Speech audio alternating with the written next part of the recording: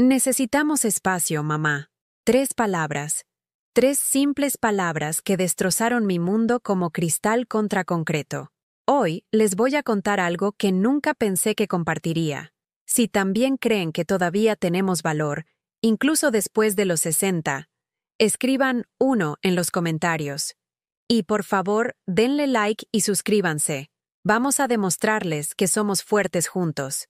Las luces fluorescentes en la cocina de mi departamento en la Ciudad de México zumbaban con ese familiar ruido eléctrico, proyectando sombras duras sobre el piso de linóleo a cuadros que había trapeado 1000 veces en los últimos 25 años. Mis manos, manchadas con la edad y teñidas de púrpura por el derrame de jugo de uva de ayer, temblaban mientras sostenía el teléfono contra mi oreja. La luz de la mañana filtrándose por mi pequeña ventana iluminaba partículas de polvo bailando en el aire, igual que las esperanzas a las que me había aferrado. Llevaba mi bata floral favorita, la que tenía pequeñas rosas que se habían descolorido de rojo intenso a rosa pálido después de innumerables lavados. Colgaba holgada en mi cuerpo, que cada vez era más pequeño, 67 años, y había ido desapareciendo centímetro a centímetro, comida a comida, sacrificio a sacrificio. La tela olía a suavizante de lavanda y al fantasma persistente del pastel de carne de anoche, cocinado para 1 pero porcionado para 3 por costumbre. La voz de mi hijo Miguel resonaba por el altavoz del teléfono con ese tono cuidadoso y medido que usaba cuando discutía asuntos de negocios. La misma voz que una vez me llamó mami, cuando los truenos lo asustaban. Ahora emitía su veredicto con eficiencia corporativa. Necesitamos espacio, mamá. Karen y yo hemos estado hablando, y creemos que sería mejor que encuentres tu propio lugar. Estamos formando una familia. Y este departamento, bueno, ya no funciona realmente. La taza de café en mi mano izquierda, la que decía, la mejor mamá del mundo, con una astilla en el asa, se deslizó de mis dedos.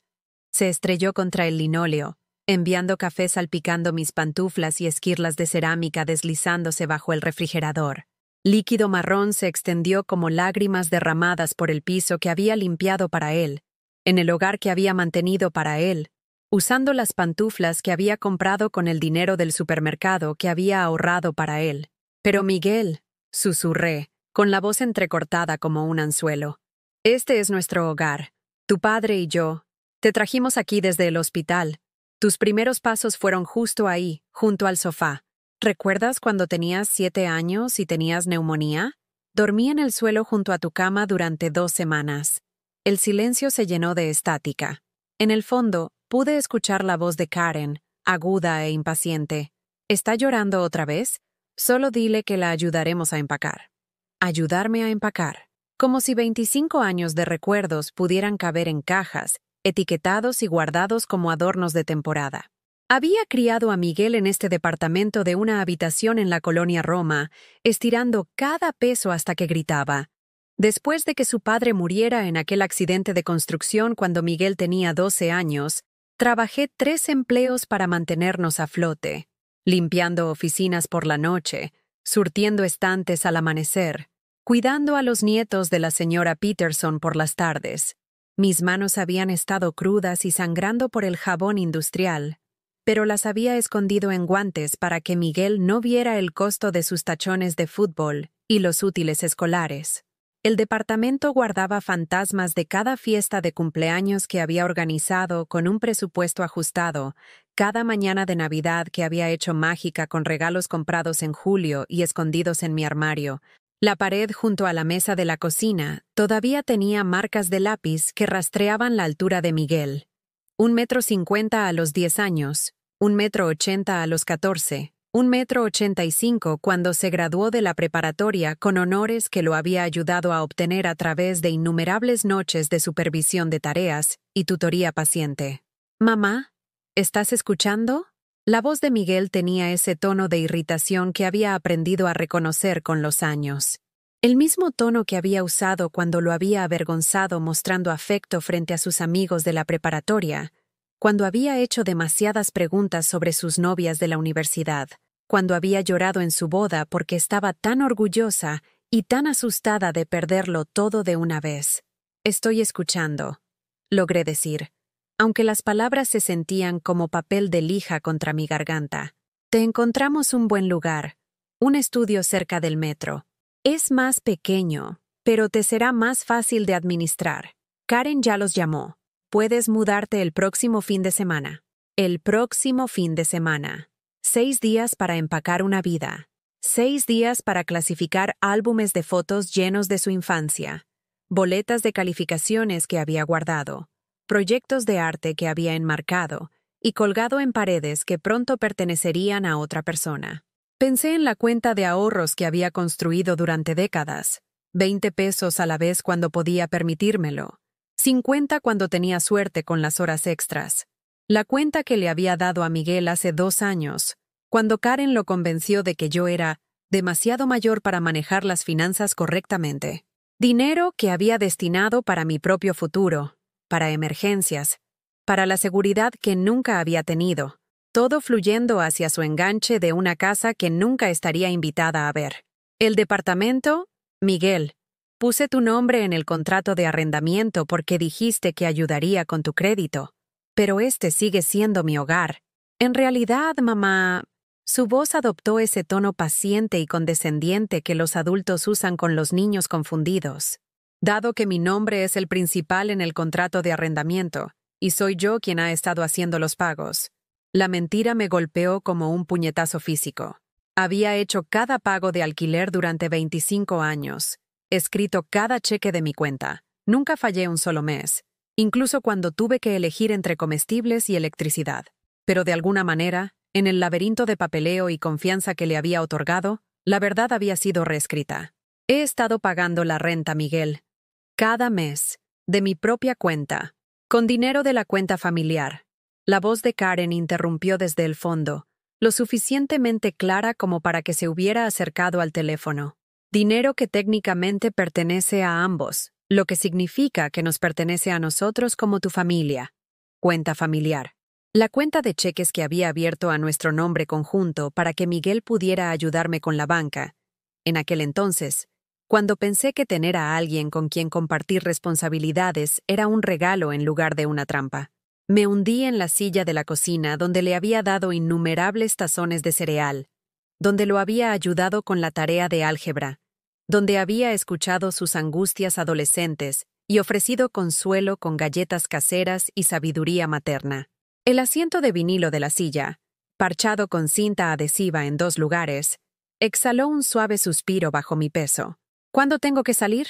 La pregunta escapó antes de que pudiera detenerla. Una rendición disfrazada de logística. El sábado estaría bien, dijo Miguel, con la voz ya pasando a otros asuntos. Pasaremos el viernes por la noche para ayudarte a empacar lo importante. No te preocupes por los muebles. La mayoría son bastante viejos de todos modos. Viejo. Como yo.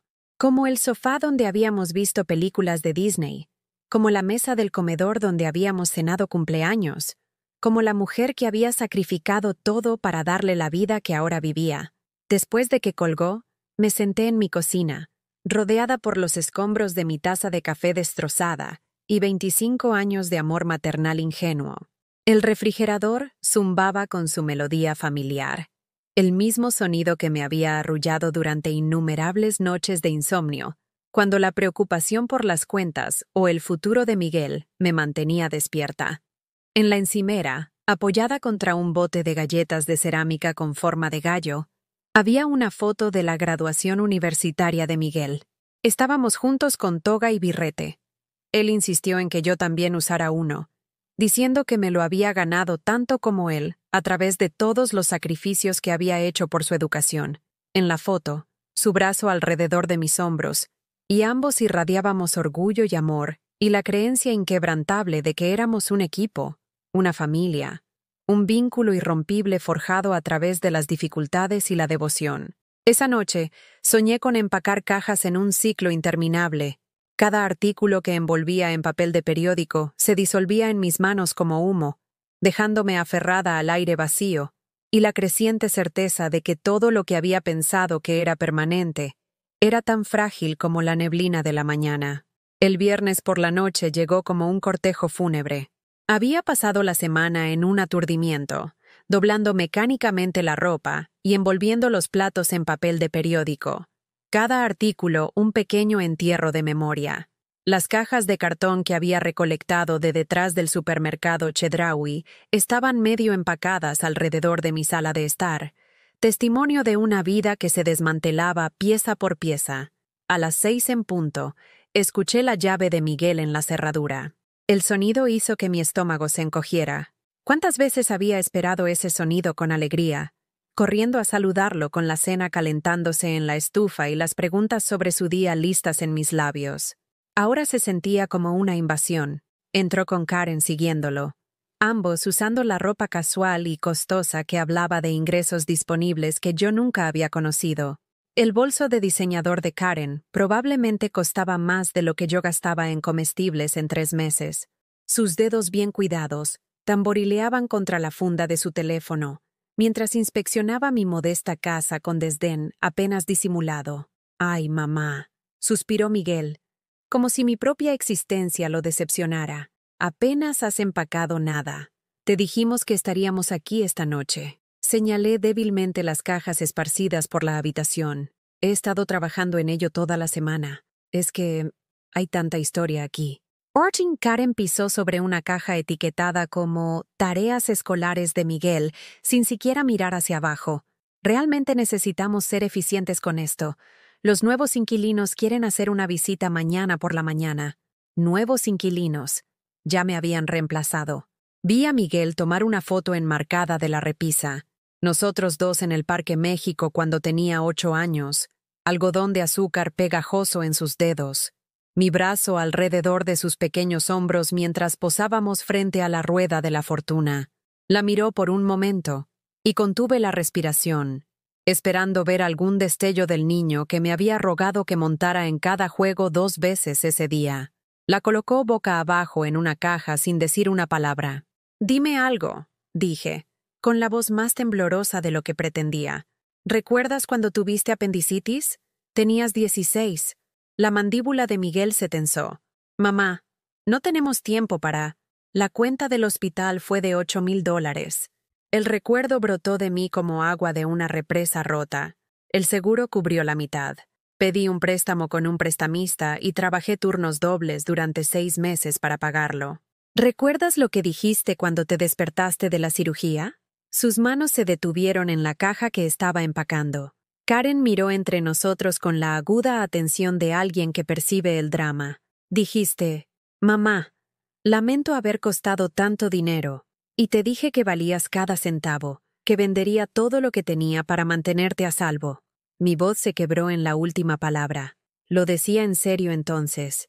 Todavía lo diría ahora. «Eso es diferente», murmuró Miguel, pero no quiso mirarme a los ojos. «¿Lo es?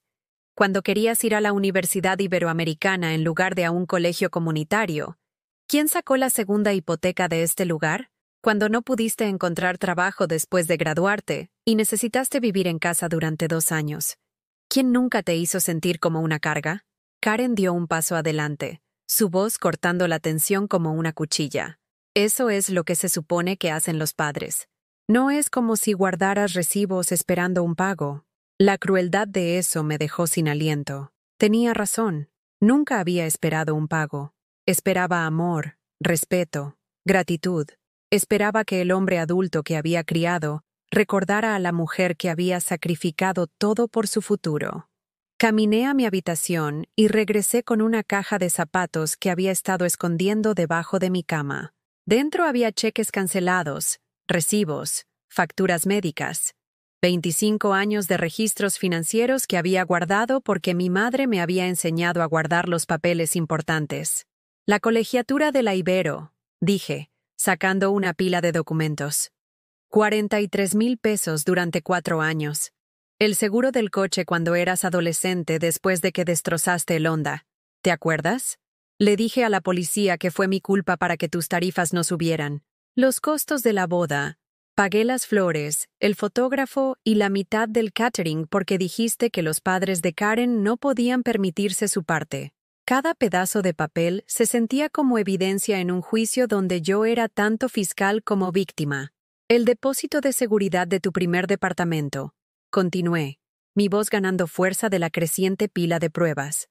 El primero, el último y la seguridad. 36,000 pesos. El préstamo que confirmé para tu coche. La deuda de la tarjeta de crédito que pagué cuando no podías encontrar trabajo. La cara de Miguel se había puesto pálida. Nunca dijiste que nada de esto te molestara. Porque no lo hizo. Las palabras explotaron de mí.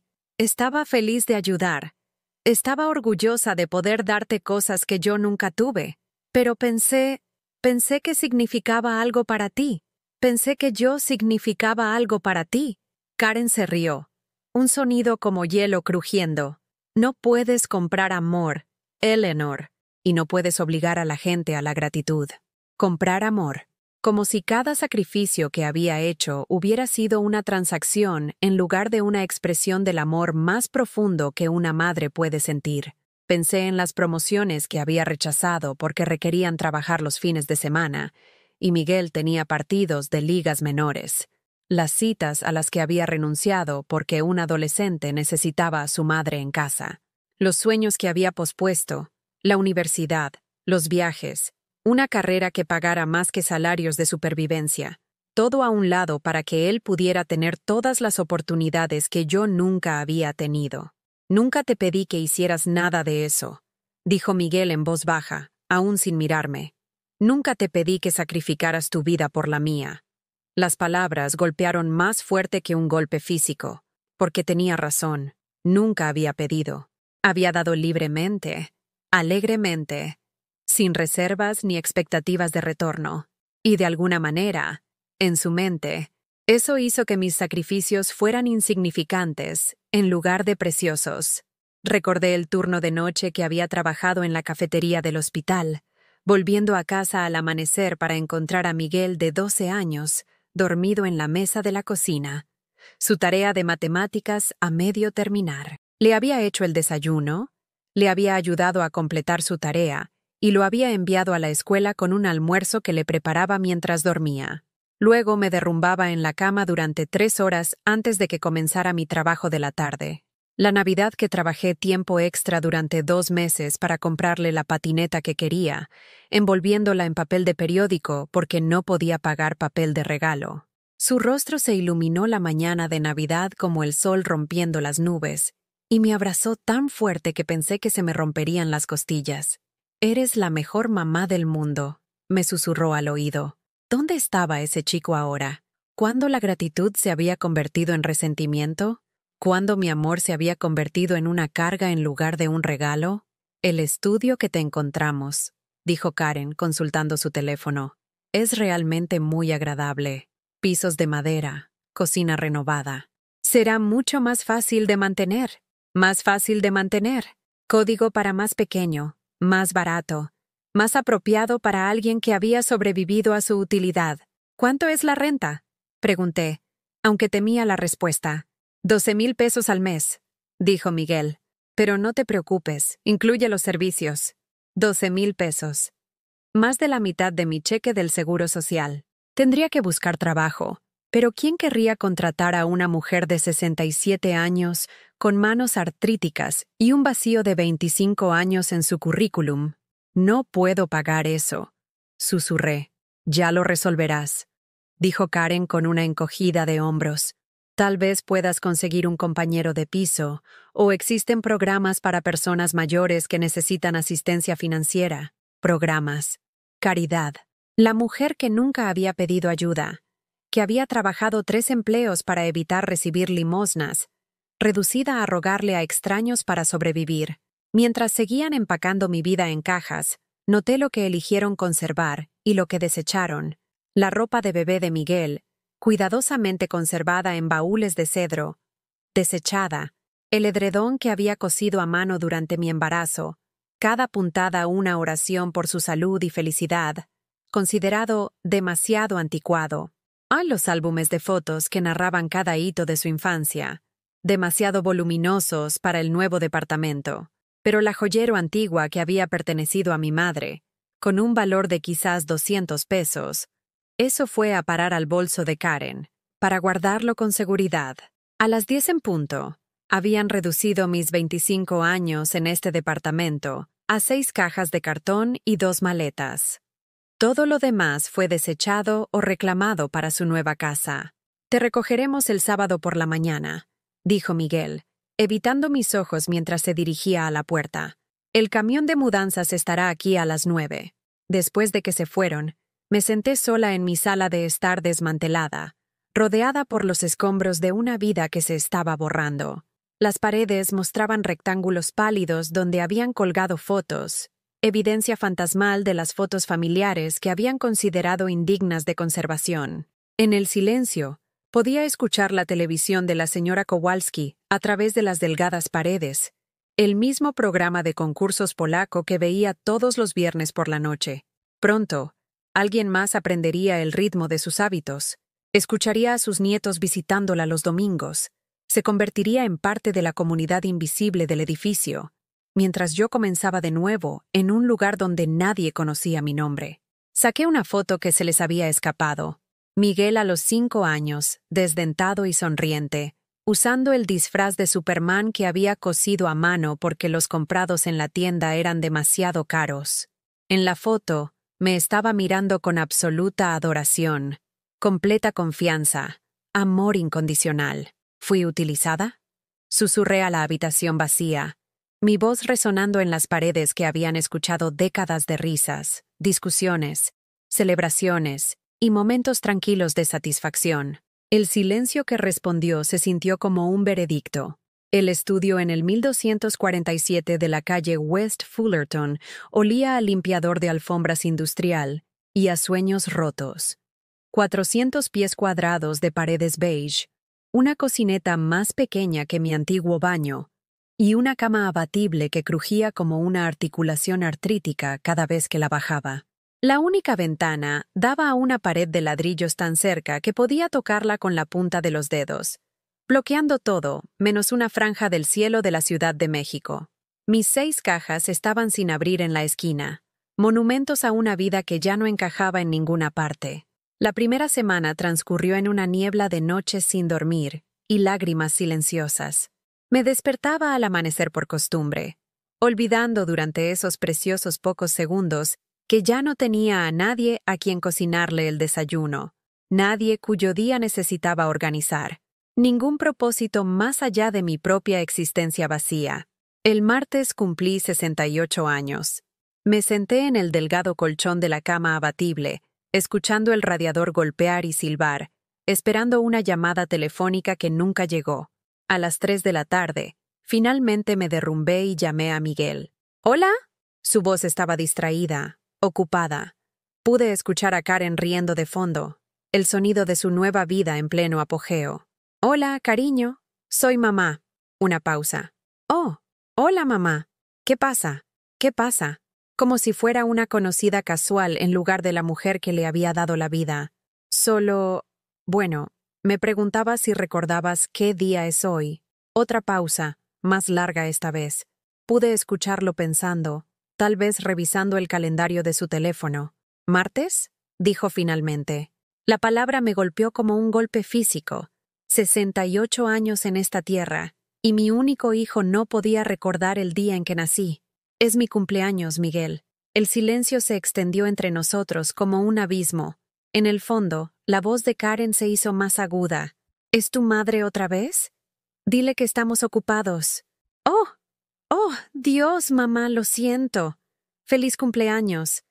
Es que hemos estado muy ocupados con la nueva casa y todo. Está bien, mentí. Porque, ¿qué más podía decir? Que había estado sentada sola desde el amanecer, esperando que solo una persona en el mundo reconociera que yo importaba, que me había hecho un pastelito de un preparado para pastel y le había puesto una sola vela, y luego no pude obligarme a encenderla porque el simbolismo me parecía demasiado patético. Te lo compensaremos, dijo, pero su voz ya sonaba como si se estuviera alejando del teléfono. Quizás cenemos la semana que viene o algo así. La semana que viene se convirtió en el mes que viene, que se convirtió en cuando las cosas se calmen, que se convirtió en silencio. Para octubre, mi cuenta de ahorros, Lo poco que Miguel y Karen no habían absorbido se redujo a niveles peligrosos. La renta de 12,000 pesos consumía la mayor parte de mi cheque del Seguro Social, dejándome apenas lo suficiente para comida y servicios públicos. Había aprendido a hacer que una lata de sopa durara 2 días, a comprar pan del día anterior en la panadería de descuento, a elegir entre calefacción y electricidad cuando el dinero escaseaba. Solicité empleos con la energía desesperada de alguien que se está ahogando. Walmart me rechazó por estar sobrecalificada. McDonald's dijo que habían encontrado una mejor opción. La tienda de abarrotes donde había comprado durante 25 años actuó como si fuera invisible cuando pregunté sobre las vacantes. Una gris mañana de noviembre, me desperté sintiéndome mareada y débil. Había estado racionando mi medicamento para la presión arterial, cortando las pastillas por la mitad para que duraran más, diciéndome que estaba siendo prudente en lugar de imprudente. Cuando intenté ponerme de pie, la habitación giró como un juego mecánico, y volví a desplomarme en la cama con el corazón latiendo con fuerza contra mis costillas. Marqué el número de Miguel con dedos temblorosos. Ha llamado a Miguel y Karen Morrison. No podemos atender el teléfono en este momento, pero deje un mensaje y nos pondremos en contacto con usted. El pitido sonó como una puerta que se cerraba de golpe. Miguel, soy mamá. No me siento bien. Creo que tal vez necesite ir al hospital, pero no quiero llamar a una ambulancia si no es nada serio. ¿Podrías devolverme la llamada? Por favor. Pasaron las horas. Mi teléfono permaneció en silencio. Volví a llamar al mediodía. El mismo mensaje automatizado. La misma súplica de ayuda resonando en el vacío. Por la noche, había llamado 6 veces. En el 7º intento, Karen respondió con una irritación apenas disimulada. ¿Qué, Eleanor? Estamos tratando de cenar. ¿Está Miguel allí? Dejé mensajes. Realmente no me siento bien. Está ocupado. ¿Qué te pasa ahora? ¿Qué te pasa ahora? Como si mis problemas de salud fueran un inconveniente personal en lugar de preocupaciones médicas genuinas. He estado mareada todo el día y siento el pecho oprimido. Creo que podría ser mi medicamento para la presión arterial. O tal vez, ¿llamaste a tu médico? Intenté, pero están llenos hasta la semana que viene. Y, entonces ve a un centro de atención urgente. Para eso está. La línea se cortó. Me senté sola en mi departamento de interés social. $70 en mi cuenta de cheques, sin coche, sin familia dispuesta a ayudar, enfrentándome a la elección entre una visita al centro de atención urgente de $150 o esperar sobrevivir a lo que fuera que le estuviera pasando a mi cuerpo. Elegí la esperanza. Y sobreviví, a duras penas. Diciembre trajo la primera prueba real de mi nueva realidad. La Navidad siempre había sido nuestra tradición. Cocinaba durante días, preparando los platos favoritos de Miguel, envolviendo los regalos que había ahorrado durante meses para pagar. El departamento olería a canela y pino, cálido con amor y risas y el cómodo caos de la celebración familiar. Este año, compré un pequeño árbol artificial en la tienda de la esquina y lo adorné con luces que encontré en mis cajas. Se veía patético en la esquina de mi pequeño espacio, pero era algo. Era el reconocimiento de que la temporada aún importaba, incluso si yo era la única que parecía recordarlo. Llamé a Miguel el 20 de diciembre. «Hola, mamá». Su voz era apresurada, distraída. Me preguntaba sobre la cena de Navidad. ¿Debería planear algo pequeño aquí? ¿O prefieres que...? En realidad, mamá, vamos a casa de los padres de Karen este año. Su mamá no se encuentra bien, y pidieron específicamente solo a la familia cercana. Solo la familia cercana. Después de 28 cenas de Navidad, ya no era parte de la familia cercana. ¿Y la Nochebuena entonces? Siempre hacemos Nochebuena juntos. Tenemos planes. La fiesta de trabajo de Karen, luego la misa de medianoche con su familia. Es algo grande. Algo grande. Todo era algo grande ahora, excepto la mujer que le había dado la vida. Bueno, tal vez podríamos intercambiar regalos en algún momento entre Navidad y Año Nuevo. Te conseguí algo pequeño, nada caro. Pero, mamá, sinceramente, estamos muy ocupados ahora mismo. Tal vez podamos ponernos al día después de las vacaciones, cuando todo se calme. Después de las vacaciones, cuando todo se calme. La misma promesa que había estado haciendo durante meses. La misma zanahoria balanceándose fuera de su alcance. La misma mentira envuelta en cortesía y entregada con crueldad casual. La mañana de Navidad, me desperté sola. Preparé café en mi única taza limpia y me senté junto a mi arbolito de la tienda de la esquina, escuchando a la familia de arriba intercambiar gritos emocionados por los regalos. A través de mis delgadas paredes, podía escuchar a los niños riendo, a los padres arrullando con regalos hechos a mano, el cálido caos del amor en acción. Mi teléfono permaneció en silencio en la encimera de la cocineta. Al mediodía, ya no pude soportar más el silencio. Me abrigué con mi abrigo de invierno deshilachado y caminé al Parque México, donde otras almas solitarias deambulaban entre los jardines congelados. Un anciano estaba sentado en un banco alimentando palomas con una bolsa de pan duro, y nos saludamos con el reconocimiento de las personas que entendían la soledad. «Feliz Navidad», dijo suavemente. «Feliz Navidad», respondí, y por un momento fuimos familia el uno para el otro. Dos personas olvidadas que reconocieron que todavía existíamos, que todavía importábamos, que todavía merecíamos la bondad humana básica. Esa noche, abrí mi único regalo para mí, una novela romántica de bolsillo que había encontrado en una librería de segunda mano. La heroína era joven y hermosa y amada por completo por un hombre que nunca la abandonaría. Leí hasta que me ardieron los ojos, viviendo por poderes el final feliz de otra persona, porque mi propia historia parecía haber olvidado cómo se suponía que funcionaba la alegría. A medianoche, cuando la ciudad celebraba el final del día de Navidad, me senté en mi cama abatible y le pregunté al silencio, ¿fui utilizada? Esta vez, la respuesta no llegó en silencio, sino en la certeza dolorosa de que sí, había sido utilizada. A fondo, completamente, sin reservas ni reconocimiento. Había sido un recurso que debía ser agotado, un servicio que debía ser consumido, una conveniencia que debía ser descartada cuando surgieran opciones más atractivas. La mujer que había trabajado 3 empleos para que Miguel fuera a la universidad, que había sacrificado todos sus sueños personales por su éxito, que le había dado 25 años de amor incondicional y apoyo financiero, había sido reducida a una inconveniencia que toleraban por obligación social. Pero mientras estaba sentada allí en la oscuridad, algo más comenzó a agitarse bajo el dolor, algo duro, brillante y sorprendentemente feroz. Ira. Enero llegó con una tormenta de nieve que enterró la Ciudad de México bajo 2 pies de nieve y el sistema de calefacción de mi edificio bajo una montaña de facturas de reparación. Durante 3 días, me acurruqué bajo todas las mantas que poseía, mi aliento visible en el aire gélido de mi estudio. Las promesas del casero de atención inmediata se evaporaron como el vapor de mi taza de café. A la 4ª mañana, cuando mis dedos se habían puesto azules por el frío y ya no podía sentir los dedos de los pies, tomé una decisión que lo cambiaría todo.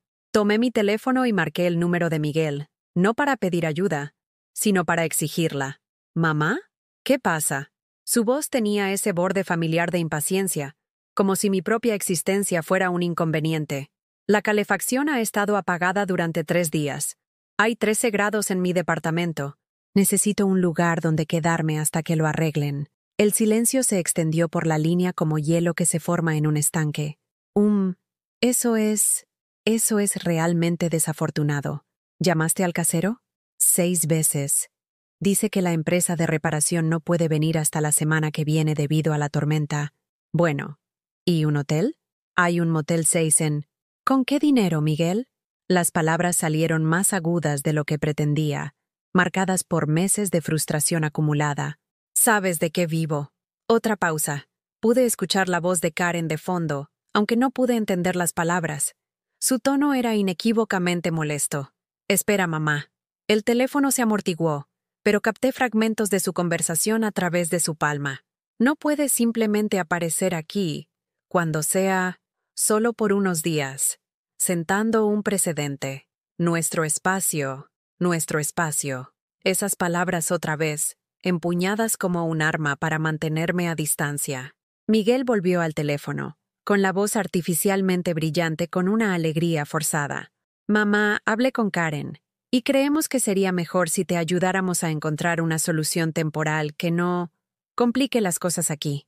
¿Complicar las cosas? Repetí, saboreando la amarga ironía. ¿Le pido ayuda a mi hijo? ¿Y eso complica las cosas? Sabes que no es lo que quiero decir. Es solo que Karen está embarazada. No le hemos dicho a nadie todavía. Y ha sido muy sensible a las interrupciones en la rutina. El estrés no es bueno para el bebé. Embarazada. La palabra me golpeó como un golpe físico. No porque no estuviera feliz por ellos, sino porque me enteré de mi futuro nieto como una excusa de por qué no podía buscar refugio en su hogar. Felicidades. Susurré. Y lo dije en serio a pesar de todo. Voy a ser abuela. Sí, bueno.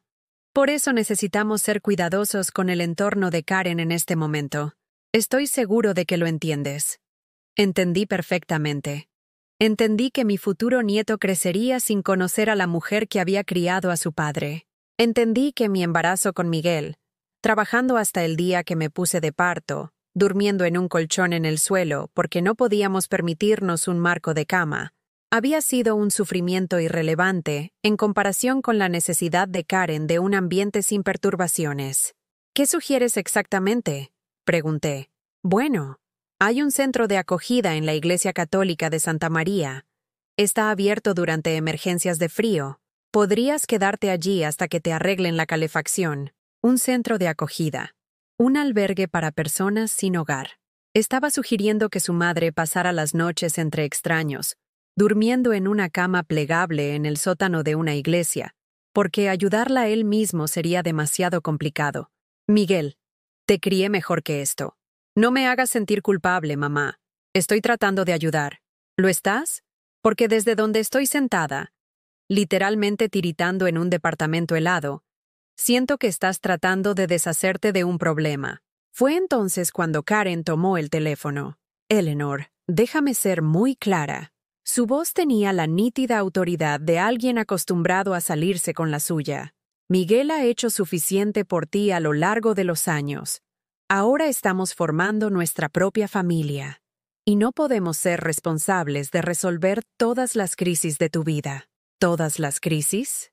Las palabras salieron como una risa ahogada. Esta es la primera vez que pido ayuda desde que me mudaste de mi casa. ¿Te refieres al departamento que Miguel estaba pagando? ¿El lugar donde viviste sin pagar renta durante cuántos años? La mentira fue tan descarada que me dejó sin aliento. Pagué la renta de ese departamento todos y cada uno de los meses durante 25 años, con dinero de la cuenta conjunta a la que Miguel contribuyó, dinero que él ganó. Trabajé 3 empleos para que él fuera a la universidad, y él está agradecido por eso. Pero eso no lo hace responsable de mantenerte por el resto de tu vida. Mantenerme. Como si pedir refugio temporal durante una emergencia de calefacción equivaliera a exigir dependencia financiera de por vida. Karen, tengo 68 años. Ha estado bajo cero durante 4 días. Y no he sentido calor desde el lunes. No estoy pidiendo apoyo. Estoy pidiendo decencia humana básica de mi familia. Y lo estamos ofreciendo. El centro de acogida es una solución perfectamente razonable. Muchos adultos mayores lo usan durante las olas de frío. Muchos adultos mayores. Adultos mayores sin familia. Adultos mayores cuyos hijos no los habían abandonado a la caridad burocrática, porque el embarazo los hacía demasiado delicados para acomodar a la mujer que había sacrificado todo por su comodidad. Déjame hablar con Miguel, dije. No quiere hablar contigo en este momento. Lo estás molestando, y el estrés no es bueno para mí en mi condición. El estrés no era bueno para su condición, pero aparentemente, la hipotermia era perfectamente aceptable para la mía. Está bien, dije, con la voz más firme de lo que sentía. Dale un mensaje de mi parte. Dile que su madre llamó pidiendo ayuda, y él eligió enviarla a un albergue para personas sin hogar en lugar de dejarla dormir en su sofá durante 3 noches. Dile que ese es el hombre que ha elegido ser. Colgué antes de que pudiera responder. 20 minutos después, mi teléfono zumbó con un mensaje de texto de Miguel. Mamá, estás siendo dramática. El centro de acogida es limpio y seguro. Puedo recogerte y llevarte allí si necesitas transporte. Transporte a mi exilio. ¡Qué considerado! Me quedé mirando el mensaje durante mucho tiempo, leyendo entre líneas su cuidadosa cortesía. Este era el chico al que había mecido para dormir cuando las pesadillas lo despertaban. El adolescente al que había conducido a la práctica de baloncesto en un coche sujeto con oración y cinta adhesiva. El joven al que había abrazado para despedirme cuando se fue a la universidad, ambos llorando porque nunca habíamos estado separados por más de unos pocos días. Cuando se había convertido en alguien que podía enviar a su madre a un albergue sin perder el sueño por ello. Mi teléfono sonó. La identificación de llamadas mostraba el número de mi vecina, la señora Kowalski. «¿Eleanor?» Escuché a través de las paredes que también te quedaste sin calefacción. La mía ha estado funcionando bien. ¿Por qué no vienes a quedarte conmigo hasta que arreglen tu unidad? La señora Kowalski tenía 82 años. Una inmigrante polaca que hablaba un inglés entrecortado y vivía con un seguro social que hacía que mis modestos ingresos parecieran generosos. Tenía artritis tan severa que abrir frascos requería 2 personas, y su departamento era más pequeño que el mío. Pero ofreció lo que mi propio hijo no haría: decencia humana básica. ¿Estás segura, Ana? No quiero imponer. ¿Imponer? Bah, somos vecinos. Los vecinos se ayudan. Mi nieto me trae comestibles mañana. Haré que te recoja más también. Su nieto, que todavía le traía comestibles y se preocupaba por su bienestar, que no consideraba su supervivencia un inconveniente para su estilo de vida.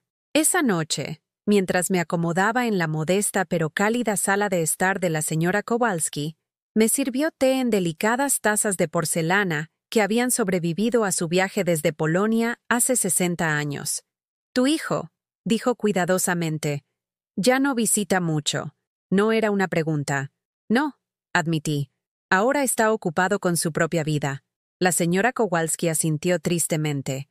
«Mi hija en California.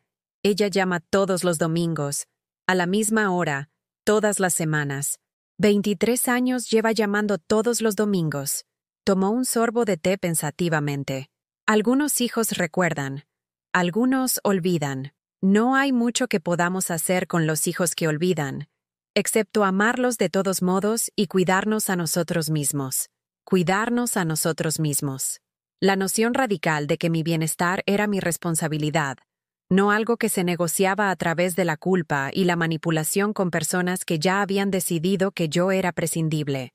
Esa noche, abrigada por primera vez en días, me acosté en el sofá de la señora Kowalski y pensé en la familia de verdad, el tipo de familia que aparece durante las emergencias en lugar de poner excusas, el tipo de familia que ofrece refugio sin condiciones, ayuda sin resentimiento, amor sin comisiones por transacción. Pensé en el centro de acogida al que Miguel había estado dispuesto a enviarme, en las otras personas mayores que dormirían allí esta noche, porque sus familias también habían descubierto que el amor tenía fechas de caducidad y cláusulas de conveniencia. Sobre todo, pensé en el nieto que crecía en el vientre de Karen, y me pregunté a qué tipo de mundo entrarían. ¿Aprenderían que la familia era condicional? ¿Que el amor venía con ataduras? ¿Que las personas que se sacrificaban por ti eran, en última instancia, prescindibles cuando su utilidad expiraba? Por la mañana, comenzaría a hacer cambios de verdad, del tipo que no se pueden deshacer con palabras bonitas o disculpas huecas. Pero primero, dormiría abrigada, gracias a la amabilidad de una vecina que entendía lo que se suponía que significaba la familia, incluso cuando los parientes de sangre lo habían olvidado. El lunes por la mañana llegó fresco y despejado, el tipo de día de enero que hacía que la Ciudad de México pareciera una postal a pesar del frío. Mi calefacción se había restablecido durante el fin de semana, pero me quedé en el departamento de la señora Kowalski, reacia a volver al aislamiento de mi estudio. Algo había cambiado durante esos 3 días de inesperada amabilidad, el reconocimiento de que la calidez provenía de algo más que radiadores funcionando. Me senté en la mesa de la cocina de Ana, con las manos alrededor de una taza de café fuerte, mirando mi teléfono. Miguel había enviado 2 mensajes de texto durante el fin de semana, ambos breves y clínicos. «Espero que ya tengas calefacción» y Karen dice hola.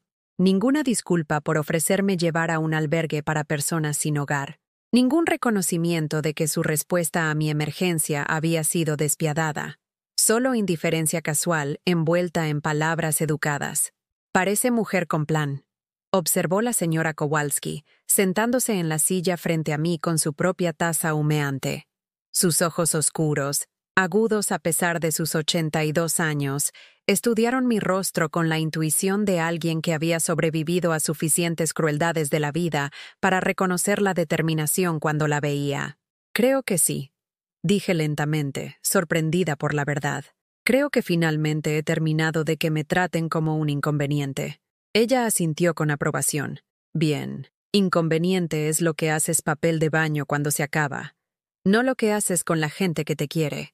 Su inglés entrecortado de alguna manera hacía que la sabiduría fuera más profunda.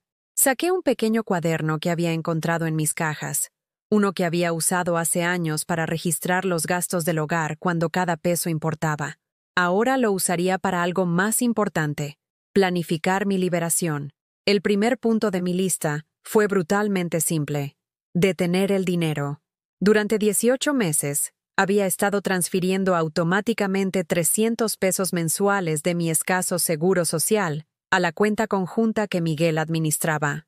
Originalmente, se suponía que era nuestro fondo de emergencia, dinero al que ambos contribuiríamos y al que ambos podríamos acceder en tiempos difíciles. En la práctica, se había convertido en un fondo oculto para su conveniencia, mientras mis emergencias no se atendían. Mi segundo punto: reclamar mi independencia. Mi tercero: documentarlo todo. La señora Kowalski me observó escribir, asintiendo ocasionalmente como si pudiera leer mis pensamientos. Mi marido, dijo de repente. Cuando murió, su hermano trató de tomar nuestros ahorros. Dijo que como mi inglés no es bueno, necesito ayuda para administrar el dinero. Le mostré los papeles, los estados de cuenta bancarios, y demostré cada centavo que mi marido me dejó. Se fue muy rápido cuando vio que no era una vieja estúpida. ¿Qué le dijiste? Ella sonrió, y por un momento pude ver a la fiera mujer joven que había cruzado un océano para construir una nueva vida.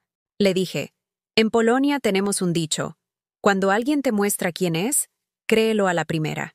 Me mostró que quería mi dinero, no ayudarme. Así que le creí, y me aseguré de que nunca tuviera la oportunidad de mostrármelo de nuevo. Cuando alguien te muestra quién es, créelo a la primera. Miguel me había mostrado exactamente quién era durante mi crisis de calefacción. Karen había sido aún más explícita. Me había negado a creerles porque la verdad era demasiado dolorosa de aceptar. El hijo que había criado se había convertido en alguien que podía ver a su madre sufrir, en lugar de incomodarse a sí mismo. A las 9 en punto, caminé las 6 cuadras hasta el Banco Nacional de México, la misma institución donde había mantenido cuentas durante 30 años. El aire de la mañana me atravesó el abrigo de lana, pero me sentí más cálida con cada paso, energizada por un propósito de una manera que no había experimentado desde antes de que comenzara mi exilio. La gerente de la sucursal, Patricia Chen, me reconoció de inmediato. Señora Morrison, qué gusto verla. ¿En qué podemos ayudarla hoy? Necesito hacer algunos cambios en mis cuentas, dije, sentándome en la silla frente a su escritorio. Y tengo algunas preguntas sobre transacciones que se han realizado sin mi autorización explícita. La sonrisa profesional de Patricia flaqueó ligeramente. Por supuesto. Permítame consultar la información de su cuenta. Mientras tecleaba, expliqué la situación con precisión clínica. La cuenta conjunta que Miguel me había convencido de establecer. Las transferencias automáticas que habían estado drenando mis ahorros individuales. La forma en que mi nombre había sido eliminado de varios documentos financieros sin mi conocimiento. Quiero cerrar la cuenta conjunta de inmediato y transferir mi parte de vuelta a mis ahorros individuales, dije. Y quiero revisar cada transacción de los últimos 2 años. Los dedos de Patricia se movieron por el teclado, y su expresión se volvió cada vez más seria. Señora Morrison, necesito hacerle algunas preguntas sobre estas transacciones. Algunas de ellas parecen inusuales. Volvió su monitor hacia mí, y me quedé mirando números que me hicieron encoger el estómago. La cuenta conjunta, que debería haber contenido casi 8,000 pesos en contribuciones combinadas, mostraba un saldo de 47 pesos con 36 centavos. ¿A dónde fue el dinero?, susurré. Patricia se desplazó por meses de transacciones. Enganche de la casa, $5,000. Gastos de boda, 2,200. Reparación del coche, 800. Depósito de vacaciones, $1,500. Cada retiro autorizado solo con la firma de Miguel, a pesar de que mi nombre estaba en la cuenta. De acuerdo con nuestros registros, dijo Patricia cuidadosamente, el señor Morrison tiene plena autorización para realizar retiros. La cuenta se configuró con su nombre como titular principal, pero también es mi dinero. He estado contribuyendo 300 pesos cada mes. Sí, puedo ver sus depósitos. Pero legalmente, dado que él es el titular principal de la cuenta, tiene la autoridad para retirar fondos sin su cofirma. Mis manos comenzaron a temblar. 18 meses de contribuciones. $5,400 de mis limitados ingresos habían sido absorbidos por el estilo de vida de Miguel mientras yo racionaba la comida y los medicamentos para llegar a fin de mes. ¿Puedo recuperar mi dinero? La expresión de Patricia era comprensiva pero sombría. Eso requeriría su acuerdo para transferir fondos o una acción legal para demostrar el mal uso de los activos conjuntos. Lo siento, señora Morrison. Esto es más común de lo que podría pensar. Más común de lo que podría pensar. Una epidemia de hijos adultos drenando los recursos de sus padres ancianos, mientras mantenían una negación plausible a través de tecnicismos legales. Cierre la cuenta, dije con firmeza. Transfiera lo que quede a mi cuenta de ahorros individual y retírele el acceso a todo lo demás. ¿Está segura? Esto podría causar complicaciones en su relación familiar. Pensé en 3 días de frío en mi departamento mientras Miguel se preocupaba por los niveles de estrés de Karen. Pensé en la mañana de Navidad que pasé sola mientras ellos celebraban con familia cercana, que no me incluía. Pensé en cada sacrificio que había hecho siendo desestimado como historia antigua, mientras cada peso que contribuía era tratado como su legítima herencia. Estoy absolutamente segura. El papeleo llevó 1 hora. Con cada formulario que firmaba, cada autorización que revocaba, sentía que volvían partes de mí. La mujer que había trabajado 3 empleos y criado a un hijo sola, que había tomado decisiones difíciles y sobrevivido a circunstancias imposibles, que de alguna manera había olvidado su propia fuerza durante meses de ser tratada como una carga. Cuando Patricia me entregó el recibo que mostraba mi cuenta individual reclamada, sentí algo que no había experimentado en meses. Control sobre mi propia vida. Mi teléfono sonó cuando caminaba a casa. El nombre de Miguel apareció en la pantalla. «Mamá, ¿qué diablos hiciste?». Su voz tenía un tono de pánico que nunca antes había escuchado. «El banco me llamó sobre la cuenta conjunta. ¿Dijeron que la cerraste?». «Lo hice». «Wow, pero ese era nuestro fondo de emergencia. Contábamos con ese dinero para la habitación del bebé. Nuestro fondo de emergencia. El dinero que había contribuido mientras él ignoraba mis emergencias reales. Dinero con el que contaban para decorar una habitación en una casa que nunca se me invitaría a ver. Miguel, gastaste mi dinero sin preguntarme. Casi 6,000 pesos. Era nuestro dinero. Dinero que estábamos ahorrando juntos. Dinero que estaba ahorrando mientras tú estabas gastando. Hay una diferencia. Pude escuchar la voz de Karen de fondo, aguda y enojada. Ella no puede simplemente tomar nuestro dinero. Nuestro dinero. Recursos que había reunido de los pagos del seguro social mientras planeaban vacaciones y mejoras para el hogar. Mamá, esto es ridículo. Estás siendo vengativa. Vengativa. La palabra se instaló en mi pecho como un peso físico. Proteger mis propios recursos financieros era vengativo. Negarme a subsidiar su estilo de vida mientras luchaba por sobrevivir era vengativo. No, Miguel, estoy siendo responsable. Por primera vez en meses, me estoy cuidando a mí misma en lugar de esperar que otras personas valoren mi bienestar. No puedes simplemente cortarnos. Cortarlos. Como si mis modestos ingresos del seguro social fueran sus salvavidas en lugar de mi supervivencia. No te estoy cortando. Estoy deteniendo la transferencia automática de dinero que no puedo dar. Si quieres una relación conmigo, Necesita estar basada en el amor, no en mi cuenta bancaria. El silencio se extendió por la línea. Cuando Miguel volvió a hablar, su voz se había vuelto fría y calculadora. El tono que había aprendido a usar durante las negociaciones comerciales. Bien, pero no esperes que corramos cada vez que tengas alguna crisis. La independencia funciona en ambos sentidos. La amenaza era clara. Compórtate, o enfréntate al abandono total. Entiendo, dije en voz baja, y lo recordaré la próxima vez que llames pidiendo ayuda. Colgué antes de que pudiera responder. Esa noche, me senté en mi propio departamento por primera vez en días, rodeada de mis escasas posesiones, pero sintiéndome más rica de lo que había estado en meses. El silencio que una vez se había sentido opresivo, ahora se sentía pacífico. La soledad que parecía un castigo, ahora se sentía como libertad. Abrí mi cuaderno y escribí una sola línea. Día 1 del resto de mi vida. Por primera vez desde que comenzó esta pesadilla, me dormí sin llorar. 2 semanas de silencio se extendieron entre nosotros como un campo de batalla, marcado por minas terrestres invisibles. La amenaza de Miguel. No esperes que corramos. Había revelado la naturaleza transaccional de lo que había confundido con amor familiar. Pero en lugar de la devastación que probablemente esperaba, encontré algo inesperado en la tranquilidad, paz. Había establecido nuevas rutinas que me pertenecían por completo.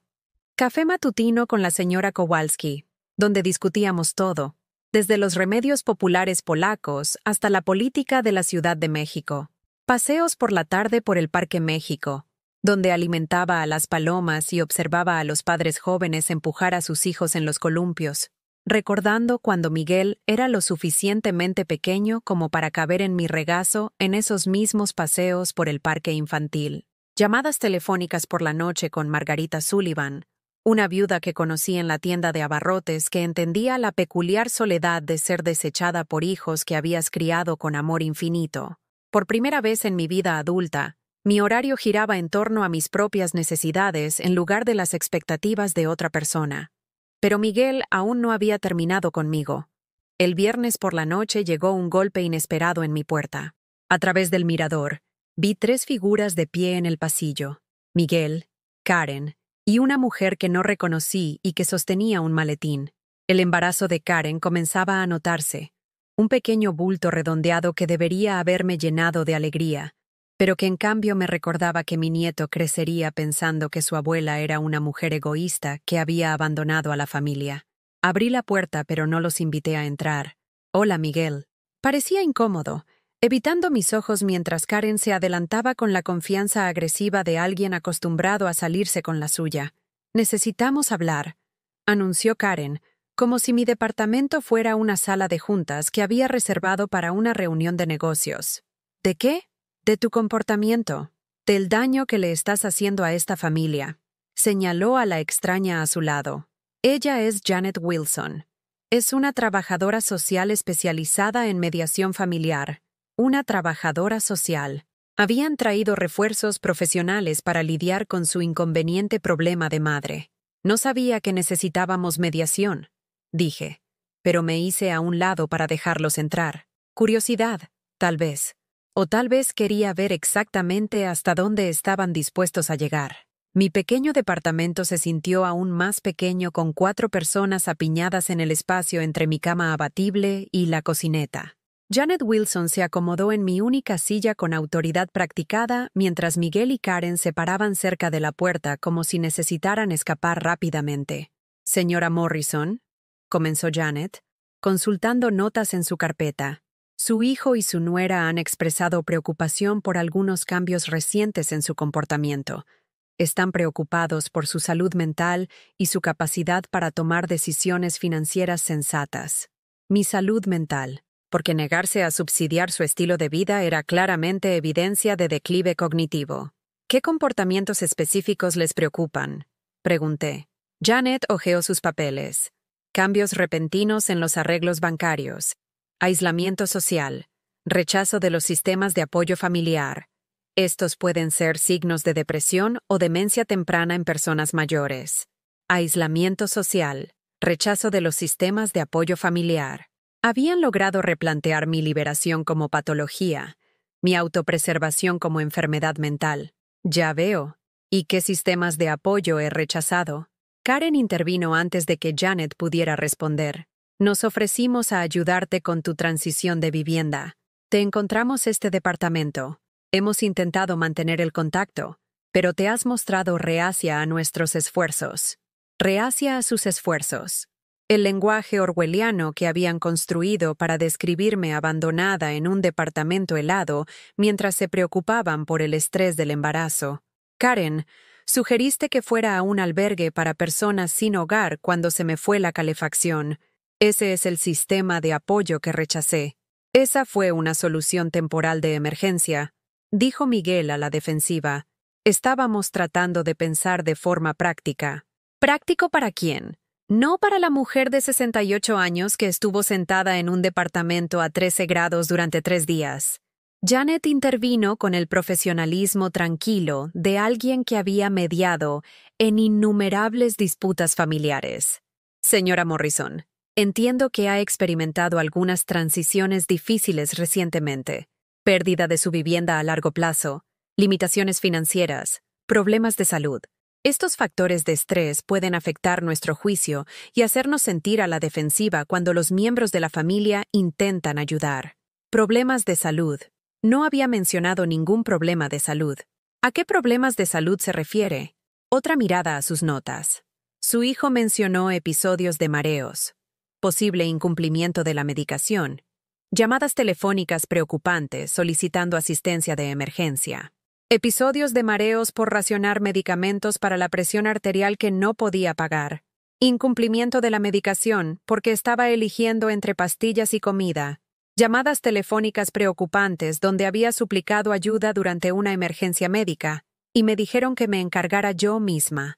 Habían tomado mis luchas causadas directamente por su abandono financiero, y las habían reformulado como evidencia de que era incompetente para manejar mis propios asuntos. Ya veo. ¿Y qué solución está proponiendo? Karen se inclinó hacia adelante con una emoción apenas contenida. Hay una hermosa residencia asistida en Cuernavaca, Casa del Sol. Tienen disponibilidad inmediata en su unidad de cuidados de la memoria. Unidad de cuidados de la memoria. Querían institucionalizarme por el crimen de negarme a financiar su comodidad. No tengo problemas de memoria, dije con calma. Bueno, eso es lo que la evaluación determinaría, respondió Janet con suavidad. Su familia está dispuesta a ayudar con los costos, y la instalación brinda atención integral para personas mayores que podrían estar luchando con la vida independiente. Luchando con la vida independiente. Porque pedir ayuda a la familia durante las emergencias era evidencia de incompetencia en lugar de la necesidad humana normal de apoyo comunitario. ¿Cuánto cuesta esta instalación? Pregunté. Miguel se movió incómodo. Son unos 4,000 pesos al mes, pero tienen programas de asistencia financiera. 4,000 pesos al mes. Casi el doble de todos mis ingresos del Seguro Social. Querían encerrarme en una institución que nunca podría pagar, atrapándome en deudas mientras administraban mis activos restantes por mi propio bien. ¿Y quién sería responsable del déficit entre lo que puedo pagar y lo que cuesta? El silencio se extendió entre ellos como una respiración contenida. Bueno, dijo Karen finalmente, arreglaremos algo.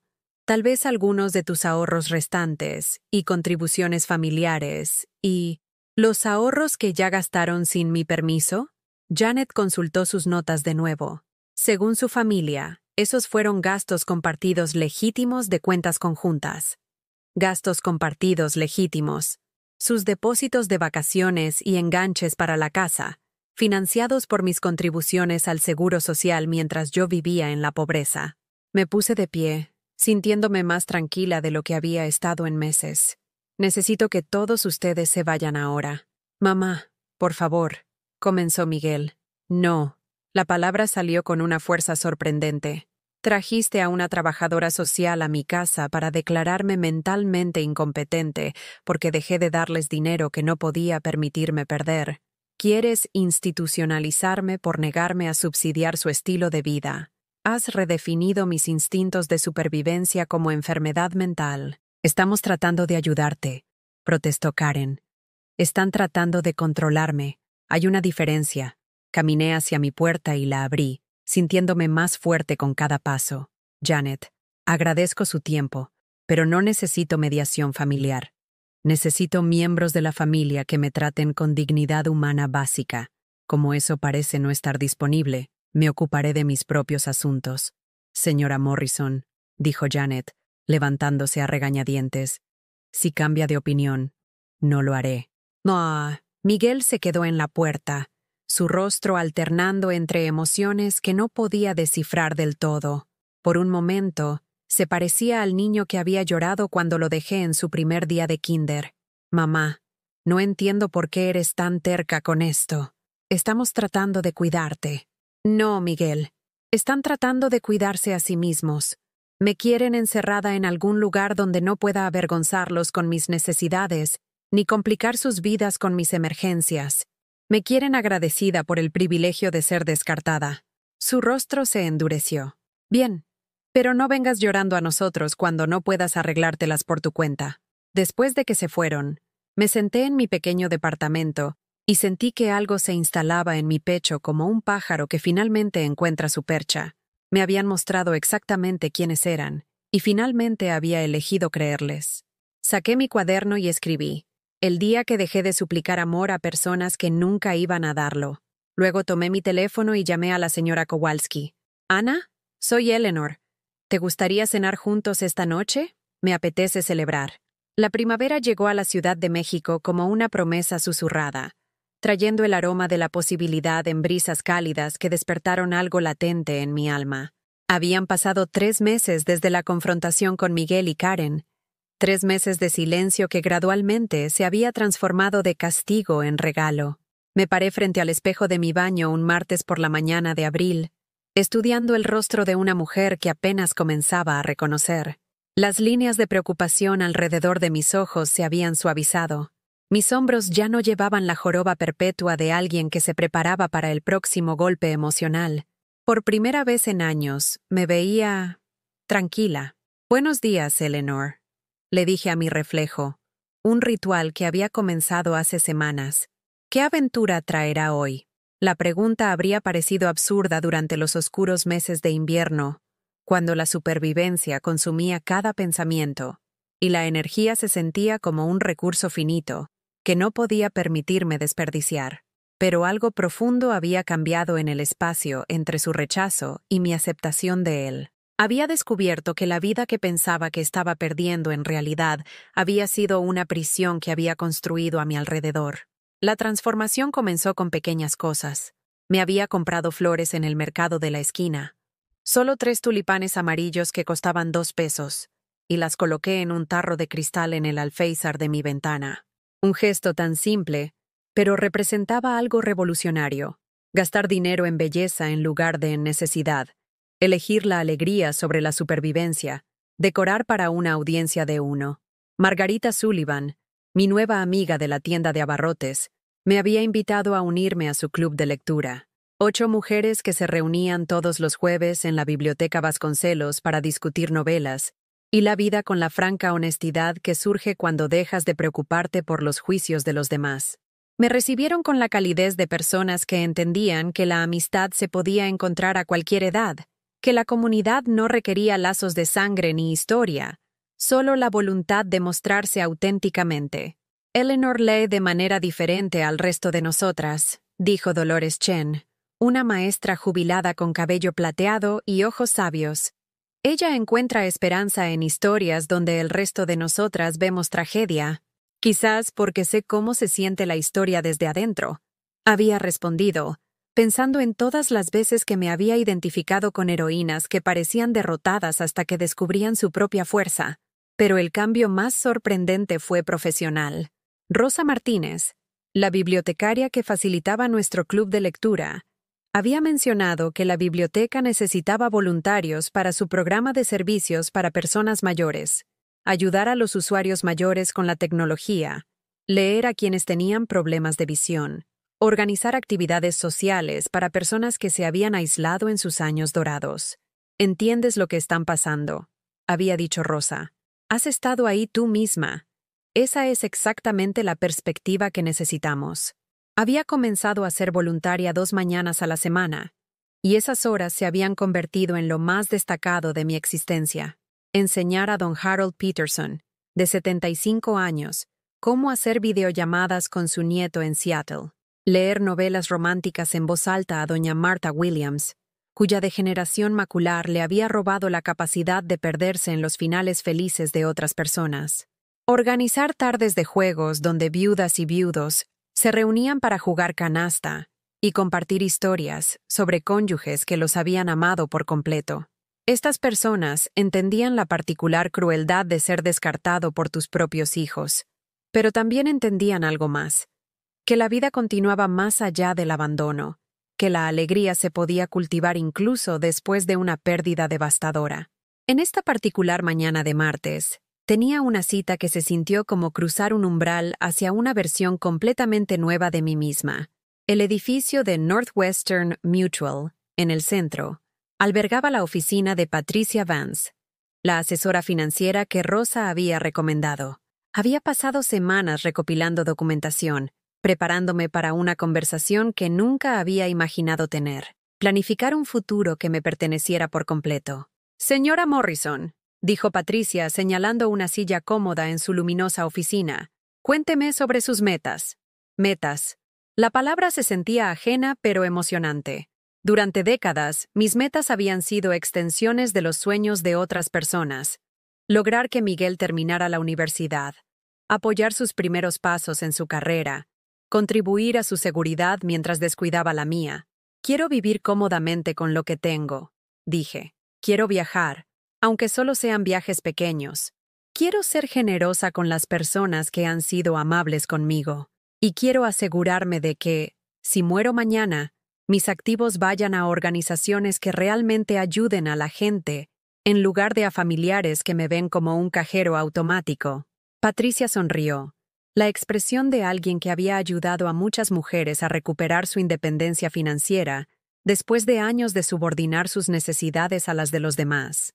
Comencemos con lo que tiene y construyamos un plan que sirva a sus prioridades.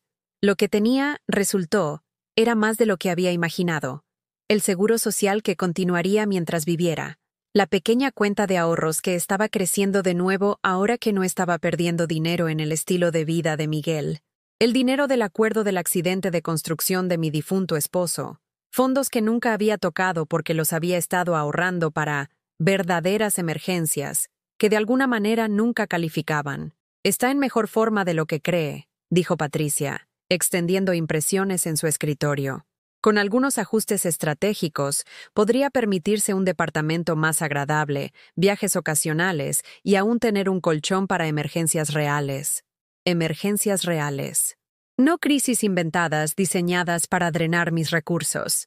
¿Qué pasa con las obligaciones familiares?, pregunté, todavía luchando por liberarme de décadas de culpa condicionada. ¿Qué obligaciones en específico? Bueno, Miguel y Karen van a tener un bebé. ¿No debería estar reservando dinero para fondos universitarios o emergencias o...? Señora Morrison, interrumpió Patricia con suavidad. ¿Contribuyen a su fondo de emergencia? La pregunta flotó en el aire como incienso, aclarando todo con su simplicidad. No, admití. ¿Se preocupan por su bienestar? ¿Ayudan con sus gastos? ¿La incluyen en su sistema de apoyo? No. Entonces, ¿por qué se considera obligada a financiar su seguridad cuando no están invertidos en la suya? ¿Por qué, de hecho? La programación funcionaba tan profundamente que romperla parecía rehacer todo mi sistema operativo. Pero Patricia tenía razón. La generosidad financiera debería fluir en ambos sentidos en relaciones saludables, no drenar exclusivamente de la persona con menos poder y menos recursos. Esa tarde, energizada por posibilidades que apenas comenzaba a imaginar, hice algo que habría sido impensable 6 meses antes. Entré en una agencia de viajes y pregunté por viajes para personas mayores.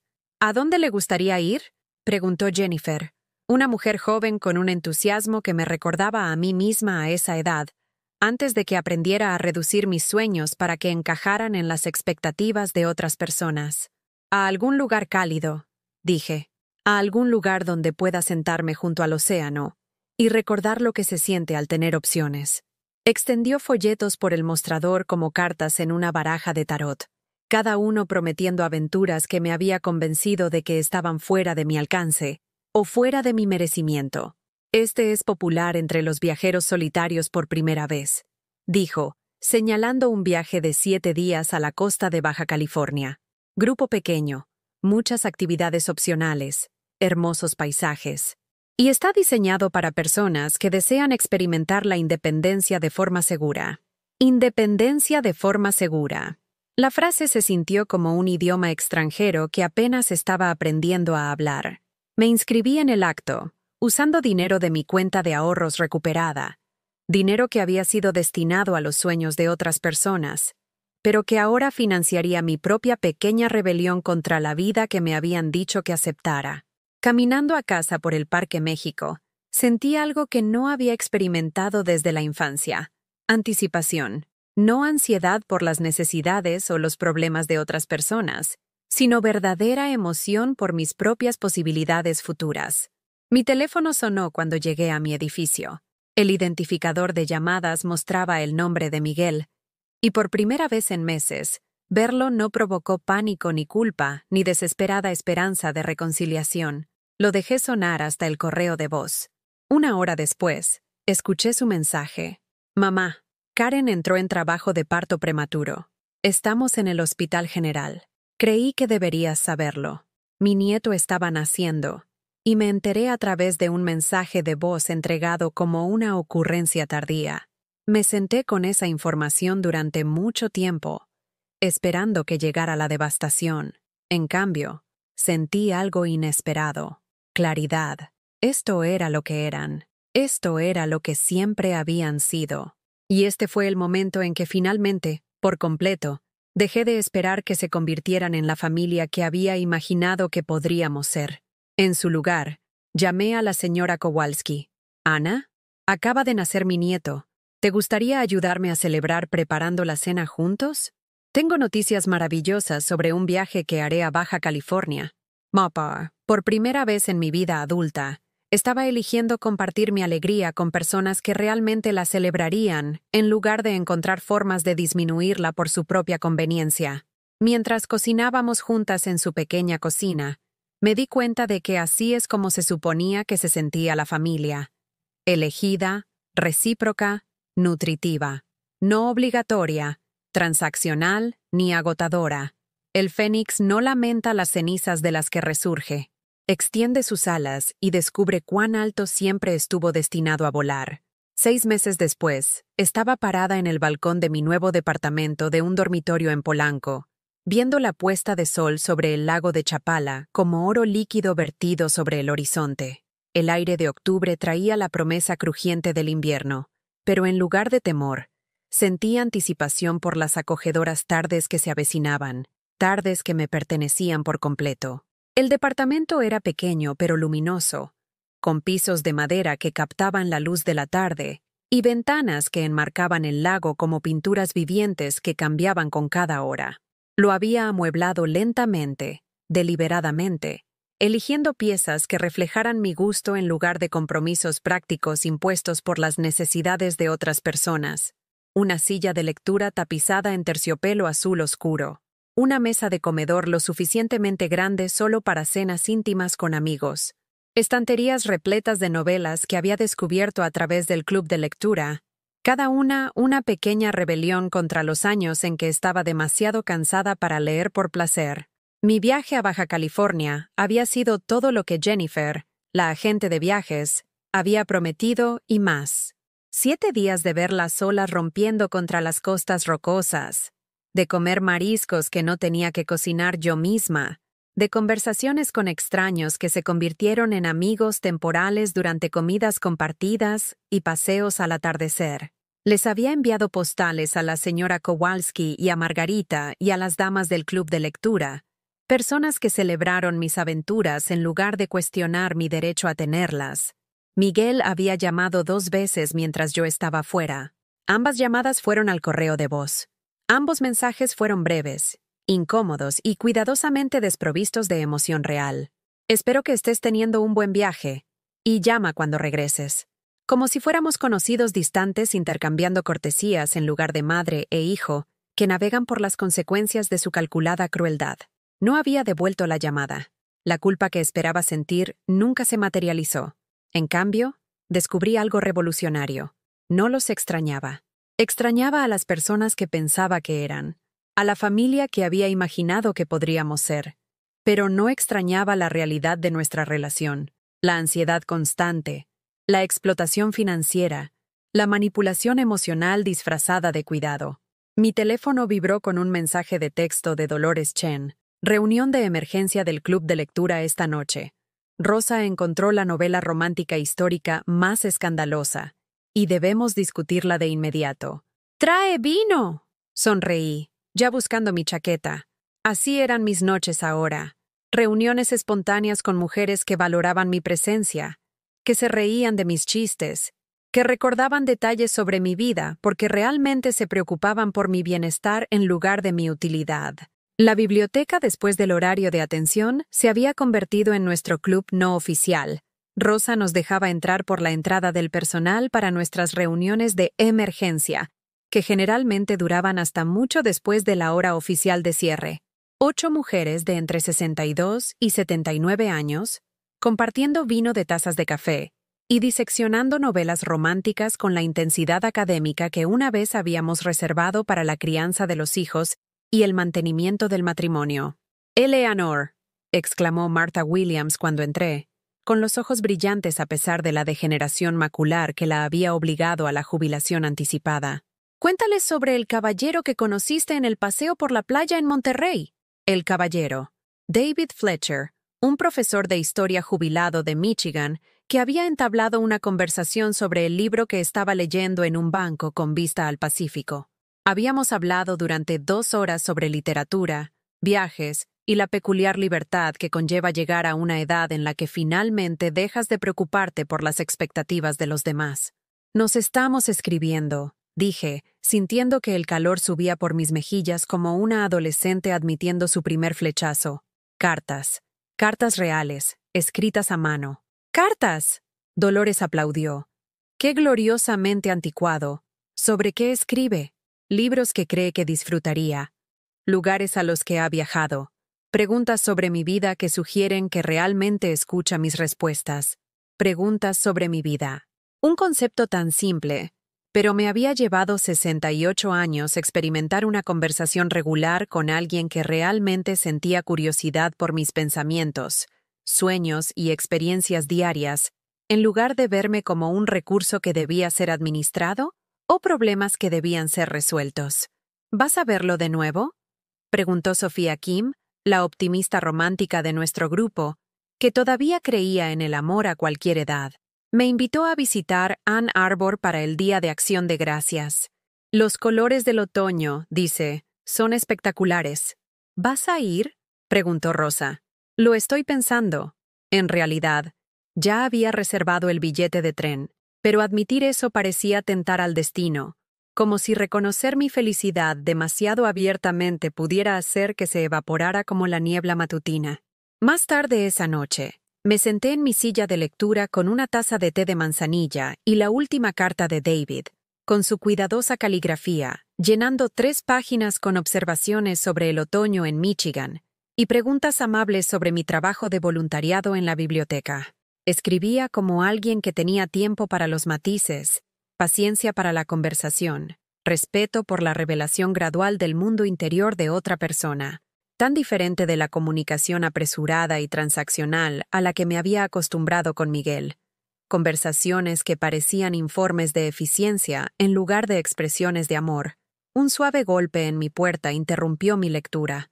A través del mirador, vi a la señora Kowalski sosteniendo un plato cubierto que olía a gloria. «Ana, ¿qué haces aquí tan tarde?». «Haciendo demasiados pierogi», dijo con una sonrisa, «y queriendo ver nuevo departamento». «¿Me enseñas?». Le di el recorrido completo, observándola asentir con aprobación ante cada detalle cuidadosamente elegido. Se detuvo en mi mesa de comedor, donde las cartas de David estaban dispuestas junto a un pequeño jarrón de flores de otoño. «¿Cartas del hombre de Baja California?», preguntó. «Ahora del hombre de Michigan. Pero sí, Tomó uno de los sobres, estudiando la dirección de remitente de David, con la astuta atención de alguien que había aprendido a leer el carácter en pequeños detalles. Buena letra, pronunció. Cuidadoso, paciente, como hombre que toma tiempo con cosas importantes. ¿Cómo puedes saber todo eso por la letra? La gente apresurada escribe cartas apresuradas. La gente egoísta solo escribe sobre sí misma. Este hombre hace preguntas. Escribe tu nombre en un sobre como si importara. Buenas señales.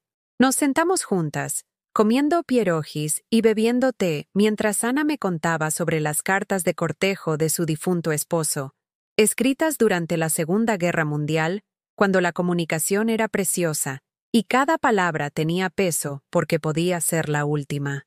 El amor a nuestra edad es diferente, dijo pensativamente, menos desesperado, más agradecido. Sabemos qué importa ahora, qué no. Menos tiempo para juegos, más tiempo para la verdad. Menos tiempo para juegos, más tiempo para la verdad. Capturaba perfectamente la extraña liberación de llegar a una edad donde la pretensión se sentía como energía desperdiciada. Después de que Ana se fue, me paré de nuevo en mi balcón, escuchando el sonido distante de las olas contra la costa. Mi reflejo en la puerta corrediza de cristal mostraba a una mujer que todavía estaba aprendiendo a reconocer. Hombros relajados, sonrisa genuina, ojos que albergaban paz en lugar de ansiedad perpetua. Mi teléfono mostraba 3 llamadas perdidas de Miguel, todas en la última hora. Por un momento, los viejos hábitos me instaron a devolver la llamada inmediatamente, a prepararme para cualquier crisis o manipulación que requiriera mi atención y recursos financieros inmediatos. En cambio, apagué el teléfono y me preparé un baño. Cualquier cosa que Miguel necesitara podía esperar hasta que yo decidiera que estaba disponible para escucharlo. Mis emergencias, mi salud, mi felicidad, mi paz mental, se habían convertido en mi prioridad de una manera que nunca lo habían sido cuando estaba demasiado ocupada administrando las necesidades de otras personas para prestar atención a las mías. Mientras me acomodaba en el agua tibia, rodeada de velas que había comprado simplemente porque disfrutaba su aroma a lavanda, pensé en el viaje desde aquel departamento helado hasta este momento de perfecta felicidad. La mujer que se había sentado en una cama abatible hace 6 meses, preguntándose si la habían usado, había descubierto algo más valioso que el amor que había estado mendigando. Se había encontrado a sí misma. Había aprendido que la familia no siempre son las personas que comparten tu ADN.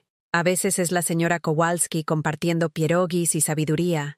A veces son las amigas del club de lectura que celebran tus aventuras. A veces es un profesor de Michigan que escribe cartas reflexivas a una mujer lo suficientemente valiente como para empezar de nuevo a los 68. Había aprendido que la generosidad debe ser recíproca, que el amor no debería requerir que desaparezcas, que las personas que importan valorarán tu presencia en lugar de tus regalos. Y lo más importante, había aprendido que nunca es demasiado tarde para elegirse a sí mismo, para construir la vida que realmente deseas en lugar de la que otras personas esperan que aceptes.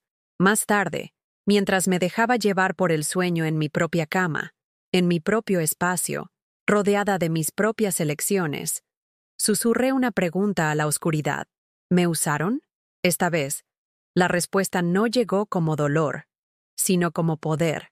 Sí, pero esa es su pérdida, no la tuya. Y mañana me despertaría y continuaría construyendo la hermosa vida que era mi recompensa por finalmente, por completo y con valentía, elegirme a mí misma. ¿Alguna vez has vivido algo como esto? ¿O conoces a alguien que lo haya hecho? Comparte tu historia en los comentarios. Si este mensaje te resonó, por favor dale a me gusta y suscríbete a este canal. Asegurémonos de que esto llegue a alguien que lo necesita.